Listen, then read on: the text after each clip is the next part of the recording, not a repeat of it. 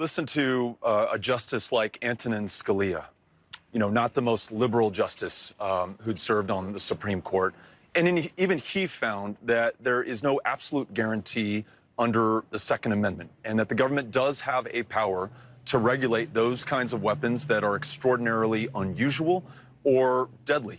And an AR-15 or an AK-47 like the one used in El Paso, and I'm grateful that you came to El Paso and saw and met some of those victims for yourself. In under 3 minutes, 22 people were killed, dozens more grievously injured in 3 minutes, because that's what that AK-47 was designed to do on a battlefield. Nobody will argue with you with the unique killing capabilities of these weapons. What has been experienced in this country is horrible. You and I stood next to each other at one. I have been to dozens. So I get you on that. But just to be clear on the law, and I'll get with you on the politics, but on the law, he said, yes, you can have regulations. But remember what they struck down. You couldn't even tell people how to store their weapons, disassembled. And he says weapons in common usage get the protection of an individual right. The AR-15, for good, bad, or indifferent, is the most commonly owned in the country. Yeah.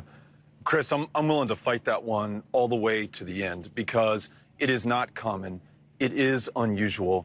And no one in this country, including owners of AR-15s and AK-47s, think that what is happening right now is okay. They also have kids who are in school, who are afraid that it's not a matter of if, but when someone's going to walk into their school with a weapon designed for war and take their lives. We cannot continue to live like this. And those young people, those kids especially, aren't standing for it. You listen to March for Our Lives, formed after Marjorie Stoneman Douglas by students who had survived these kinds of mass shootings. They as well are talking about a mandatory buyback, as well as licensing and registration. And you've probably seen this, a majority of Americans, and that's not Democrats, that's Democrats, Republicans, right, independents, our fellow Americans want to see this happen. And through the power of confiscation law, by their representatives in Congress, we're going to be able to make this happen. And I will sign that into law. Not confiscation.